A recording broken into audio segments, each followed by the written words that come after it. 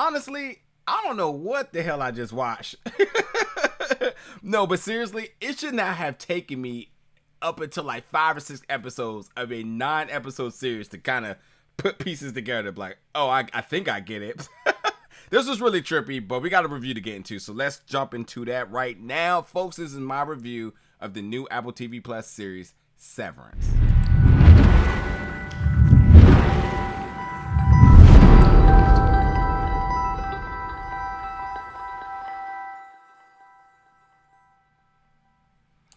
What's up, folks, and welcome back to the channel today for another review. And today we're going to be reviewing the new Apple TV Plus series, Severance, coming again to Apple TV Plus February 18th, dropping 2 episodes, and then each and every week a new episode will follow, totaling up to 9 episodes.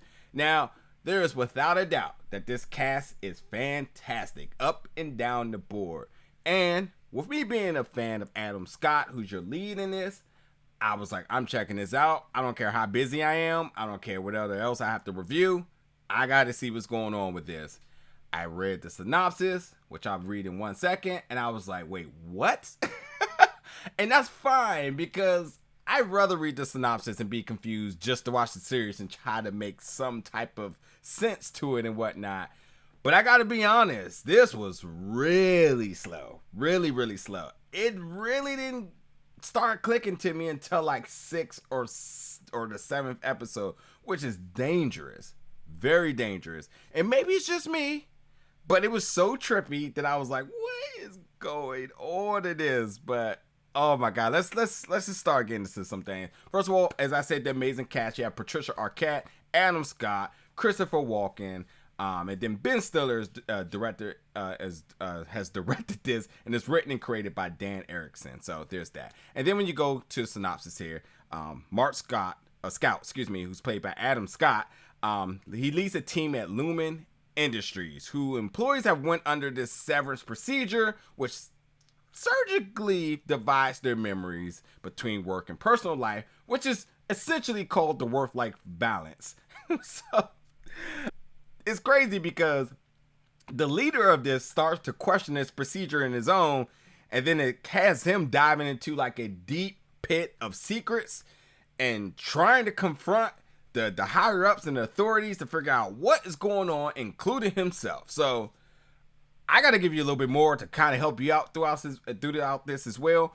It's almost as if like Mark is very certain about what he does until a new employee goes under the severance procedure, and maybe their defiance to it, or maybe their sort of just disobedience or just irregularity to it starts to make everybody uncomfortable, to the point that they start to say like, I need to know more, like what's happening.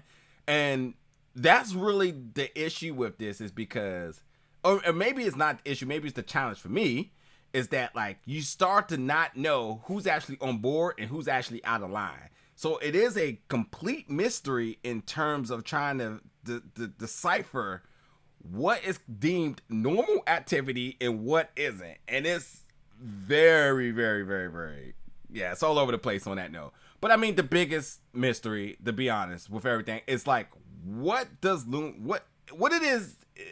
that Lumon does, and why are the people there? That's the other thing. Like, what sort of invokes you to say, I need to get this procedure? And then ultimately, how did other people get there? So like, it is a bunch of just self-discovery for these characters and discovering for us. And yeah, it's I don't know, man. I really don't know what to say else beyond that.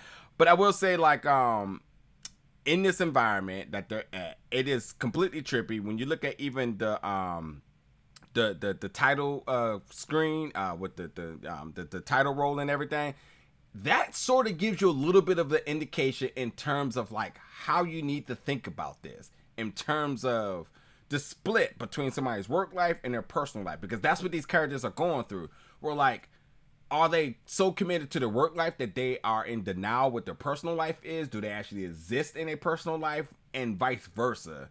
And like, that's sort of like the part where you're just really weaving between through these characters, trying to figure out who is what and what is what, you know. So it's truly it's truly trying to figure out who are prisoners to this, and who are the employees who's on board with this. So it's like secrets on secrets on secrets and whatnot. But like I said, it didn't take me until like episode 7 and 8 to really figure out, like, okay, I think I see what's going on here. And like the 8th and 9th episode are pretty good, to be honest. The 9th, the ending, the cliffhanger is all I need to be invested in going into the second season. But it was a rough and bumpy ride to get to that point. So like I said, it was a drag to the ending, and the ending, which was very climactic, but it was a slow ride up that roller coaster hill till we actually got down the slope. So, I guess I want more. And I have to probably say that, even with the title being Severance, the first thing you think Severance package and whatnot. I'm pretty sure there's probably some symbolic ties to one's work life and personal life in this. And I don't get it, but I would have guessed that, like, somebody will figure that out. And I like Ben Stiller as the director here, and I'm really fond of Adam Scott, so I think that's a really good pairing. That's why I think things are very trippy, because like they had this very extravagant idea, obviously again created by Dan Erickson. I think that they have this granular idea of what they want to do, and they tried to lay the foundation here for that, and it was just a drag. But I think like season 2 should be really good. Like, I'm very certain by what they did with the last 2 episodes that it should be very good. But the very first 6 was definitely something, But I will say that in terms of production, the filming, the music, the cinematography, everything. The visuals, really good. Trippy still. There's a lot of laser warnings in the beginning of each episode because they kind of use that. And I think it also kind of dictates like the characters' moves and demeanors at times. So it's efficient in what it does, but it's beautiful. But like, be aware that there's a lot of little lasers and neon lights and colors and music and all this other stuff too. So that's that. And then there's some imagery, especially the last 20 minutes of episode 8 was really good. Really good. Now, folks, if you've been listening to this review thus far, I have to say, if you've ever been to this place called Omega Mark, look it up. That's the easiest way I can describe this hellhole of a prison that these folks are in. If you've seen Omega Mark, if you've been to it, or if you heard about it, or if you've seen it on YouTube and whatnot, this is the easiest comparison to us. And like, I've done Omega Mart, and it was cool and it was fun.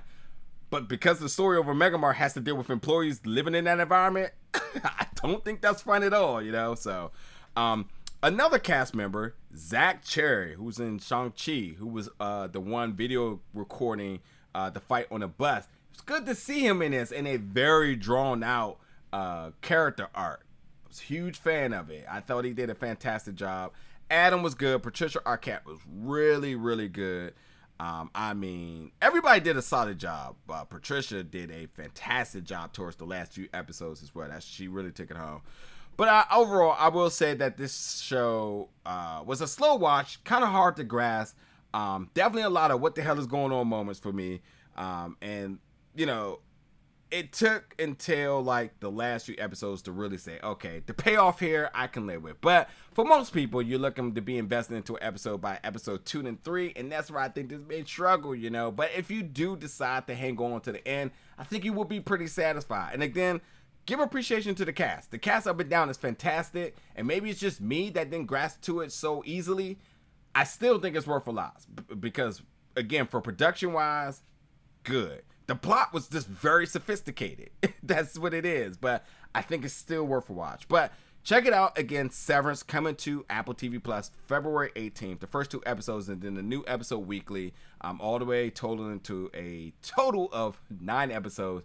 Yeah, after you do, jump in the comments. Let me know your thoughts. Full-blown spoilers, too, when you watch. I need to know what you all were seeing in this that I may have overlooked. So get in the comments and drop all your spoilers. I'm fully embracing it on this one because I need to know what you all are thinking. But until then, folks, I see you around for many more reviews very soon.